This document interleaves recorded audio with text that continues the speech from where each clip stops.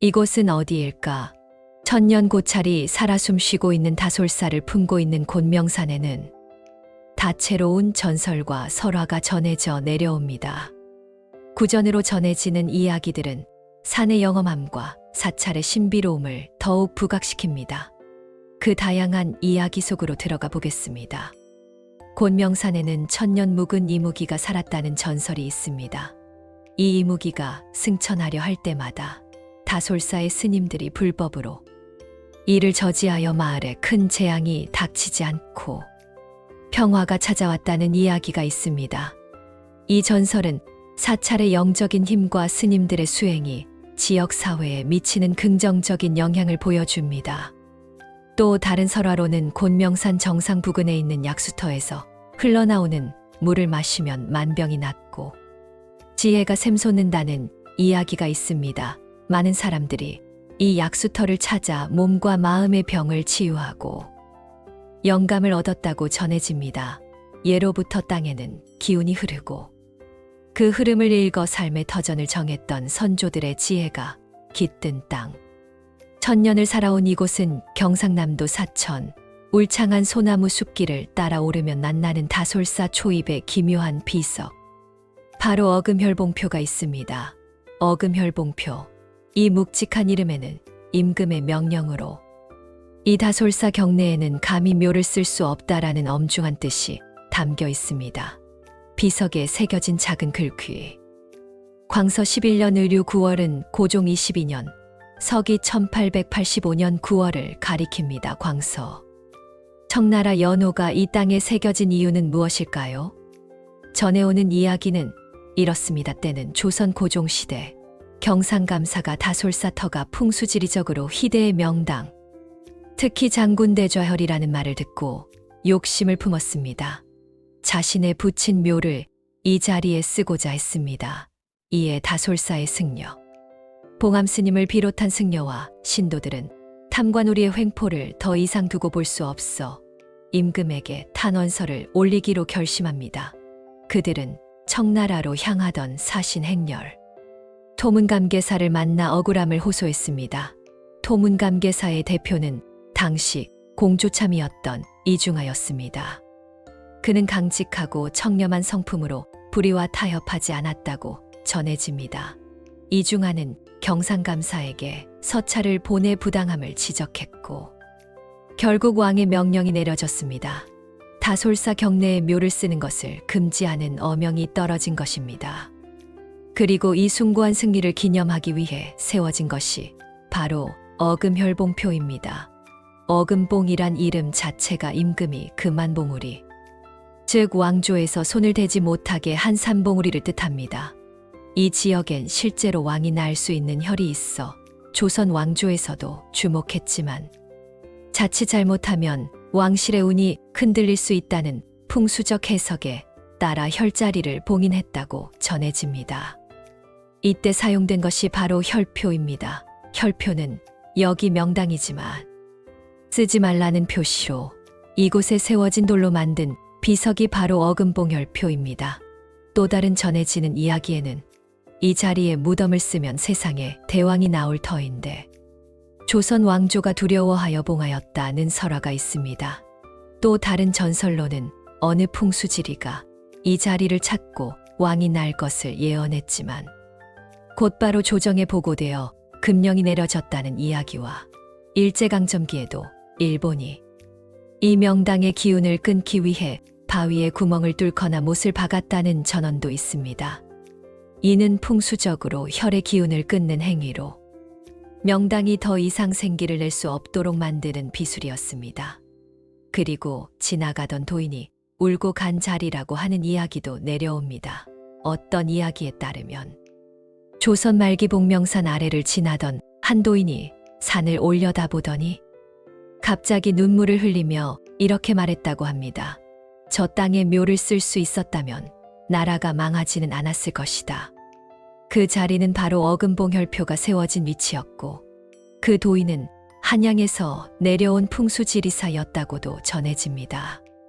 하지만 그 자리는 이미 절터로 쓰이고 있었기에 왕족이나 양반 누구도 손을 댈 수 없었고 도인은 하늘이 이 땅을 빌려 쓴 것이라 말하며 조용히 발길을 돌렸다고 합니다. 이 설화는 다소 비극적이지만 풍수에서는 절터는 땅의 기운을 다스리는 곳, 즉 기운을 독점하지 않고 베풀기 위한 자리로 여겨졌기에 절로 쓰였다는 건 오히려 큰 복을 빌었다는 의미로도 해석됩니다. 다솔사는 달빛이 머무는 절이란 전설도 내려옵니다. 옛사람들은 복명산 자락에 달이 뜨면 기이하게 달빛이 산 전체를 두르고 유독 다솔사 쪽에만 빛이 오래 머물렀다고 말했습니다. 밤중에 절에 올라가면 달빛이 마당 한가운데를 비추고 그 자리에서 기도하면 반드시 한 가지 소원이 이루어진다고 하여 달 속에 다솔사라는 별칭도 있었다고 합니다. 다솔사. 그 이름에는 많은 군사를 거느리고 있는 형국이라는 뜻이 담겨 있습니다. 단순히 아름다운 사찰을 넘어 항일운동의 거점이자 고려와 조선시대에는 군사들이 주둔하며 말을 조련하고 승병들이 무술을 연마하던 훈련장이기도 했습니다. 지리산 줄기가 남해를 향해 힘차게 뻗어 내린 곳. 경남 사천의 복명산 아래 자리한 천년고찰 다솔사 이곳은 천년 넘게 기의 맥을 품은 신비한 땅입니다. 경남 사천 복명산 그리고 그 산자락에 숨듯 자리한 고찰 다솔사. 이 복명산은 용이 머무는 산이라 불릴 만큼 지기가 강하고도 고요한 곳입니다. 산의 흐름은 부드럽고 물줄기는 감싸듯 내려오며 절터는 마치 기운이 모이는 혈 자리를 품은 듯 천년을 이어오고 있습니다. 복명산은 사천 남쪽에 솟아있는 해발 400여 미터의 낮은 산이지만 풍수적으로는 결코 가볍게 볼 수 없는 기맥의 요충지입니다. 먼저 복명산은 산줄기 자체가 부드럽고 완만한 와룡형에 해당합니다. 즉, 큰 용이 산자락에 편안히 누워 기를 모으는 형상이지요. 등줄기인 주산은 크지 않지만 안정적이며 좌청룡 우백호에 해당하는 산줄기들이 좌우에서 부드럽게 감싸는 형세를 이루고 있습니다. 이런 형국은 기운이 흩어지지 않고 모이는 자리로 절터나 명당이 들어서기에 이상적인 지형입니다. 또한 복명산 아래로는 남쪽으로 4천만의 물길이 열리며 앞에는 넓은 들판이 펼쳐져 있어 배산임수의 조건을 완벽히 갖추고 있습니다. 산은 등을 보호하고 앞은 물과 들판이 열려 있어 기운의 순환이 원활한 구조이는 바로 재물이 쌓이고 인재가 나는 땅의 전형이라 할 수 있습니다. 다솔사가 자리한 곳은 이 복명산의 가장 안정적이고 중심 기운이 모이는 혈처에 해당합니다. 마치 산과 물이 저를 중심으로 품고 지기가 집중되도록 돕고 있는 형세입니다. 복명산은 그 이름처럼 커다란 물고기가 물속에서 힘차게 헤엄치는 듯한 역동적이고 생명력 넘치는 형상이라고도 하며 대장군이 자리하고 앉아서 휘날리는 깃발과 병사들을 내려보는 장군대좌형의 형국을 하고 있다고 합니다. 이처럼 복명산은 예로부터 기운이 매우 강한 명산으로 알려져 왔습니다. 경상남도 사천시 곤명면에 자리하고 있는 복명산의 웅장한 품에 아늑하게 안긴 다솔사는 단순한 불교 사찰을 넘어 자연의 이치와 인간의 삶이 조화롭게 어우러진 신비로운 공간입니다. 저 멀리 보이는 복명산의 봉우리는 마치 거대한 용이 꿈틀대는 듯한 역동적인 형상입니다. 풍수지리에서 산은 그 자체로 생명력을 지닌 존재로 해석됩니다. 산의 능선은 용맥이라 불리며 그 기운이 흐르는 길을 나타냅니다. 특히 복명산은 그 이름처럼 커다란 물고기가 물속에서 힘차게 헤엄치는 듯한 역동적이고 생명력 넘치는 형상이라고도 하며 대장군이 자리하고 앉아서 휘날리는 깃발과 병서들을 내려보는 장군대좌형의 형국을 하고 있다고 합니다. 이처럼 복명산은 예로부터 기운이 매우 강한 명산으로 알려져 왔습니다. 산의 형세가 특이하고 빼어난 기운을 품고 있어 다솔사가 이곳에 자리 잡게 된 결정적인 이유가 되었죠. 복명산의 능선과 골짜기는 마치 살아있는 생명체처럼 유기적으로 움직이며 다솔사의 풍요로운 기운을 끊임없이 불어넣고 있습니다. 이러한 지형적 특성은 다솔사가 천년의 역사를 이어올 수 있었던 근원적인 힘이 되었습니다. 뒤로는 든든한 산이 병풍처럼 사찰을 감싸주고 앞으로는 탁 트인 공간이 펼쳐져 있어 기가 모이기 쉬운 길지 중의 길지라 할 수 있습니다.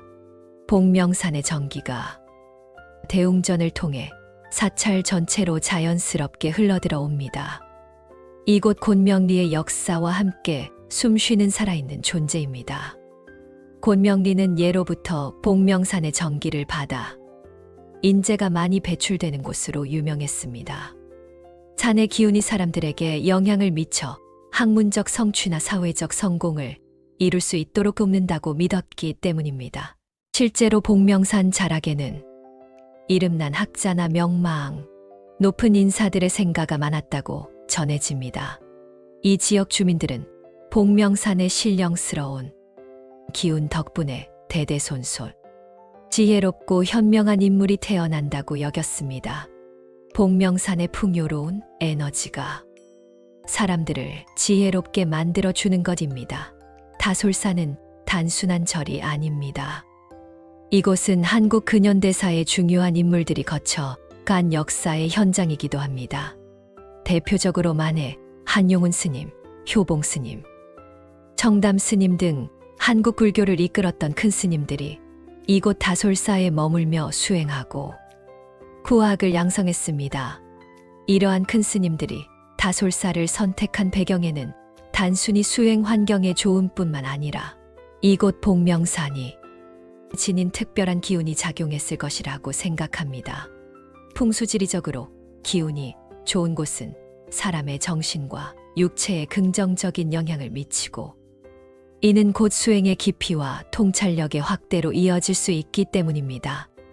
이곳의 맑은 기운은 수행자들에게 내면의 평화를 찾고 깨달음에 이르는데 필요한 안정적인 바탕을 제공했을 것입니다. 또한 다솔사는 차 문화의 발상지이기도 합니다.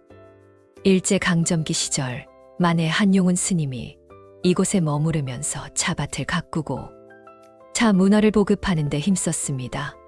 다솔사는 복명산의 품에서 천년의 역사를 이어오며 앞으로도 변함없이 그 자리를 지켜갈 것입니다. 이곳을 찾는 모든 이들이 복명산의 웅장한 기운과 다솔사의 고즈넉한 평화로움 속에서 자신을 돌아보고 새로운 에너지를 얻어가기를 진심으로 바랍니다. 다솔사는 단순한 방문지를 넘어 우리에게 자연의 섭리와 삶의 지혜를 일깨워주는 소중한 공간으로 영원히 기억될 것입니다.